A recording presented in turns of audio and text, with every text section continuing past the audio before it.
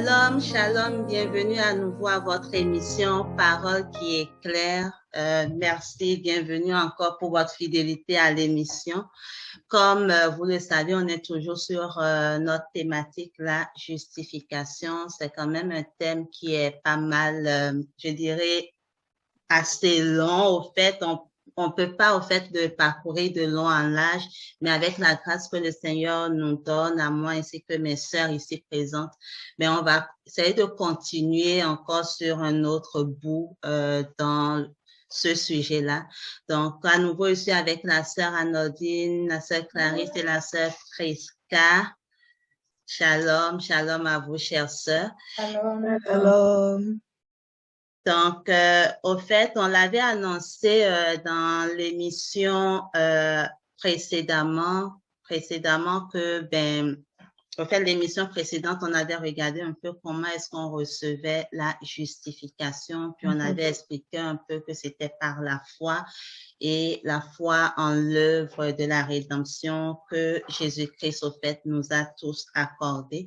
Et aujourd'hui, il y a quand même un sujet, je pense, qui est d'intérêt, parce que si on dit qu'on est justifié, qu'on est réconcilié, est-ce à dire que l'homme, tout homme, au fait, qui entre dans ce processus-là, par la foi, au fait, vraiment est justifié? Est-ce qu'il est parfait? Est-ce qu'on est parfait totalement? C'est quoi notre nouvelle condition, au fait, lorsqu'on est justifié?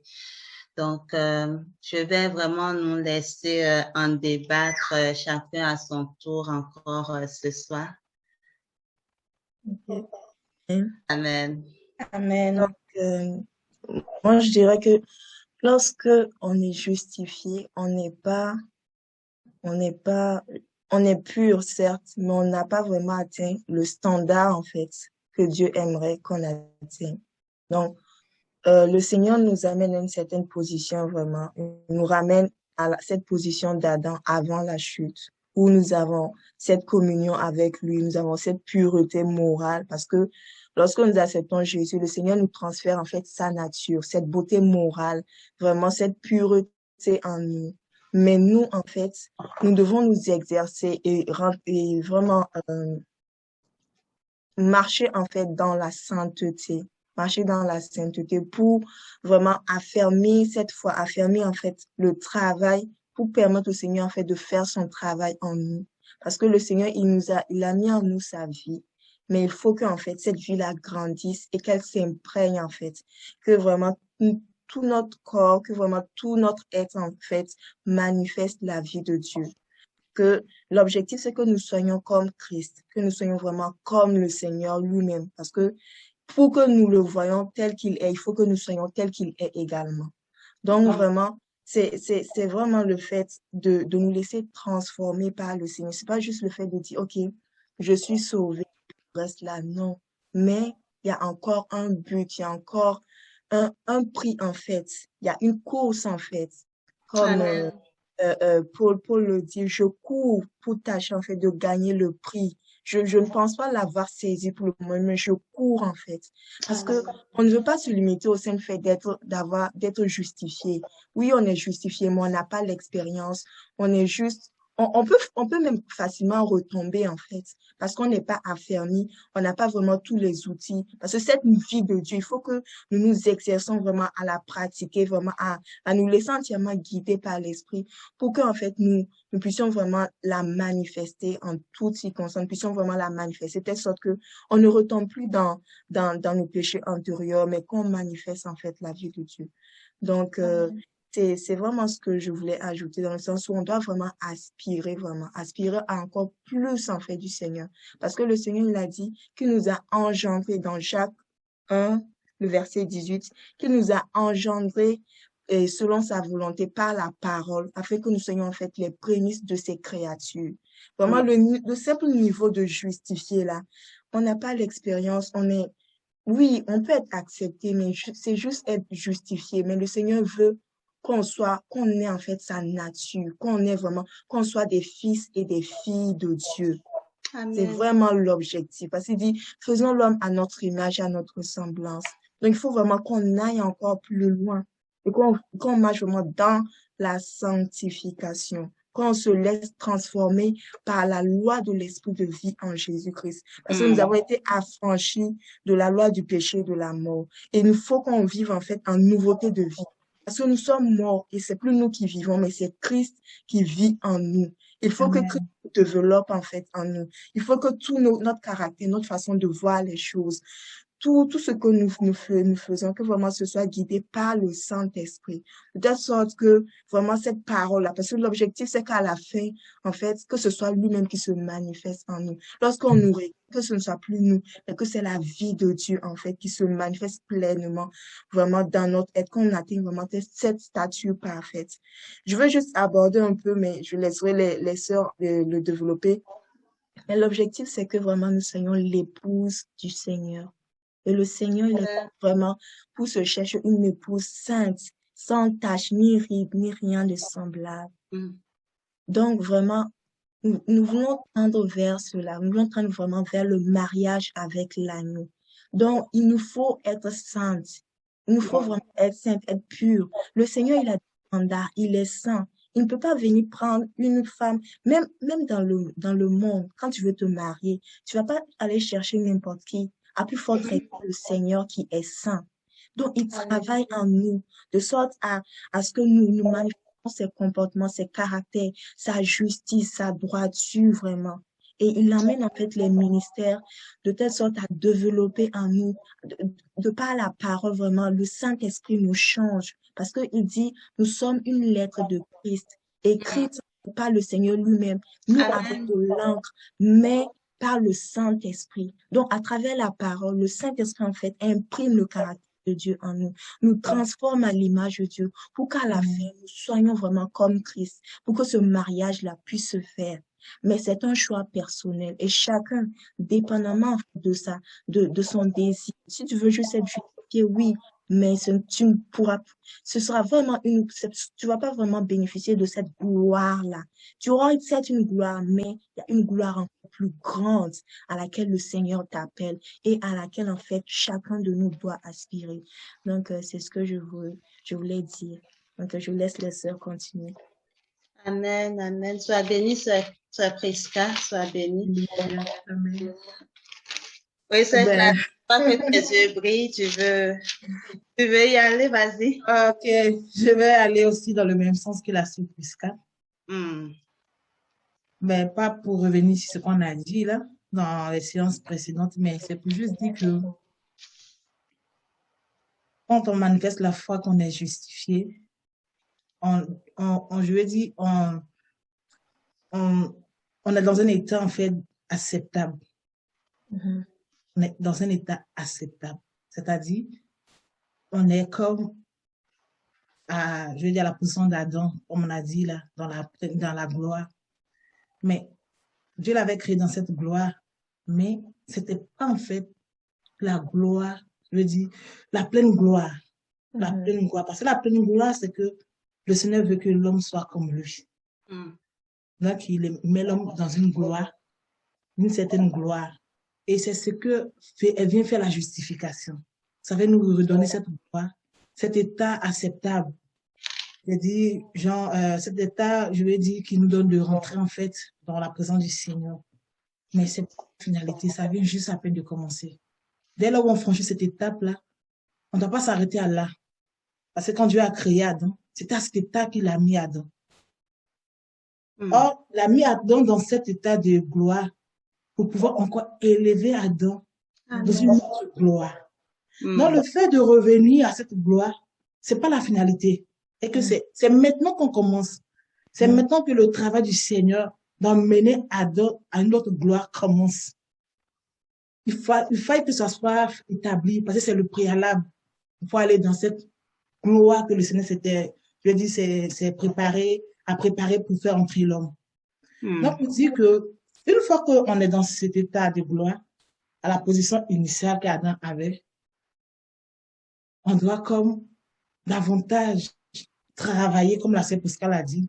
On doit comme, je veux dire, travailler on doit comme ça donner, au travail de la justification.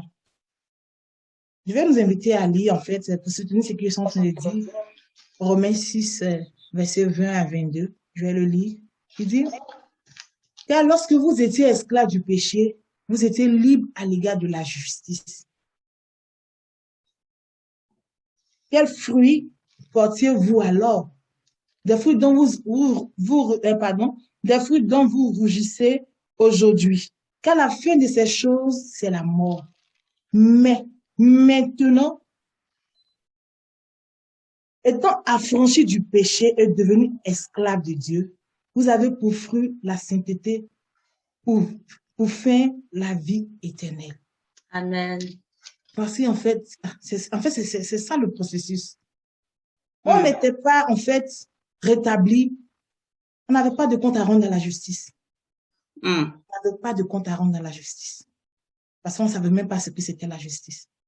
Mais une fois justifié, une fois rétabli, une fois, je veux dire, mis en fait dans la position initiale de gloire, on doit comme porter des fruits. C'est-à-dire, on doit travailler en fait, je veux dire, à cette justification, à porter des fruits. Et ces fruits-là, c'est la sainteté, travailler à la sainteté, travailler à la consécration, travailler je veux dire, à l'étude de la parole. On doit s'approprier en fait la vie de Dieu par la parole, par la consécration, par, je veux dire, en tout cas, par tout ce qui nous emmènera à pouvoir atteindre en fait l'image du Seigneur. Amen. Ça commence par l'obéissance, la dépendance totale à l'Esprit du Seigneur. Et qu'on n'est plus chef de nous-mêmes. On n'est plus chef de nous-mêmes. On s'abandonne je veux dire, à cet état-là, à Christ. On laisse Christ diriger toutes les choses dans notre vie. On ne dit pas, ben, comme je suis rétabli, là, moi, je m'arrête là. C'est vrai, pour ceux que la mort va trouver dans cette condition, on dira qu'ils seront sauvés. Mais n'oublions pas que la Bible dit que chacun va comme selon son rang. Comme le soleil, les étoiles, la lune. Tout ça, ce sont les récompenses. Donc, il faut qu'on travaille pour briller comme le soleil.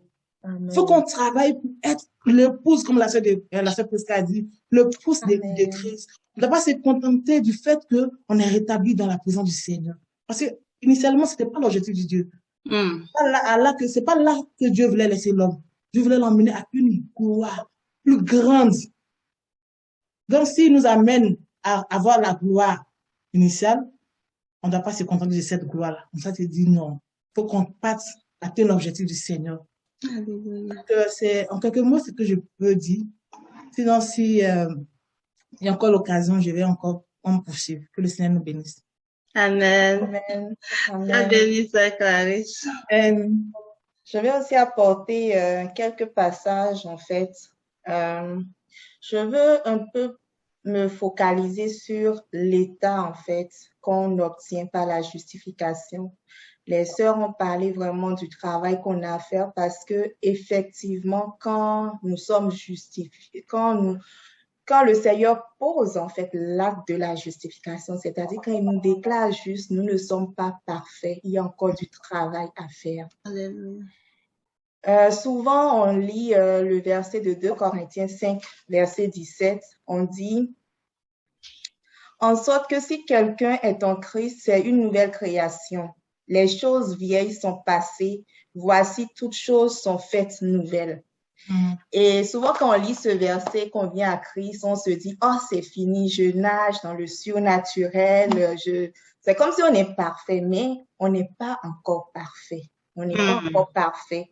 Mais le point que j'aimerais amener, c'est vraiment un point, comment dire? C'est vraiment pour dire que quand le Seigneur pose l'acte de la justification, on est juste. Dieu nous voit comme juste. On reçoit l'état de Christ. Christ est juste, donc il nous déclare juste. Cependant, en fait, c'est dans le livre sur la justification, on parle vraiment d'une justice imputée.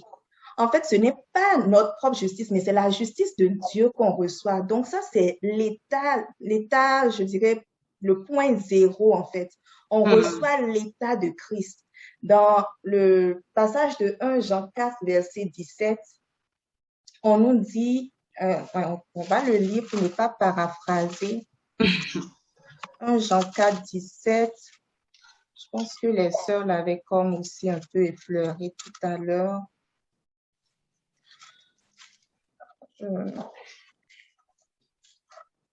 1 Jean 4, verset 17. Donc, on dit, « En ceci est consommé l'amour avec nous, afin que nous ayons toute assurance au jour du jugement. C'est que comme il est, lui, nous sommes, nous aussi, dans ce monde. » Amen. Donc, on reçoit l'état de Christ, en fait. Christ est juste, on est juste. Christ est saint, on est saint. Rappelons-nous que quand on lit les épîtres des apôtres, là, les épîtres, des apôtres ou de l'apôtre Paul, plusieurs épîtres, il dit aux saints appelés à être saints. Mais on sait bien qu'on n'est pas encore parfait. Parfois, on tombe encore. Mais le Seigneur dit qu'on est saint. Donc, on reçoit l'état de Christ. Il ne nous voit plus dans l'état de pécheur, mais Dieu nous voit comme Christ, en fait. Amen. Mais cette justice-là n'est pas notre justice, c'est une justice imputée à Christ, en fait. On n'a rien fait, on a reçu cette justice-là par la foi, justement. Mais on n'est pas encore parfait, c'est-à-dire qu'on n'a pas encore la beauté morale, en fait. Amen. Donc, maintenant, notre travail, et je dirais le travail du Seigneur Jésus-Christ, quand on se soumet à lui, c'est de nous conduire à cette beauté morale-là. C'est pour ça que j'aime vraiment le passage de Hébreux 3 où on dit que Moïse a été fidèle dans sa maison en tant que serviteur. Mais Christ l'est comme fils sur sa maison. Et sa maison, c'est nous. C'est-à-dire que maintenant, dans notre soumission au Seigneur, le Seigneur Jésus-Christ va faire un travail sur la base, en fait, de l'état que nous avons obtenu de lui. Amen. Dans le fond, il nous a déclarés justes. Maintenant, nous devons marcher dans la justice. Alors que nous nous soumettons au Seigneur, le Seigneur imprime, en fait, cette beauté morale. Alléluia. Donc, Alléluia. il bâtit, en fait, cette maison-là. Mais c'est vraiment important et moi, c'est vraiment une révélation pour moi. C'est des choses que je connaissais, mais de manière floue. Mais on doit comprendre que nous recevons l'état de Christ.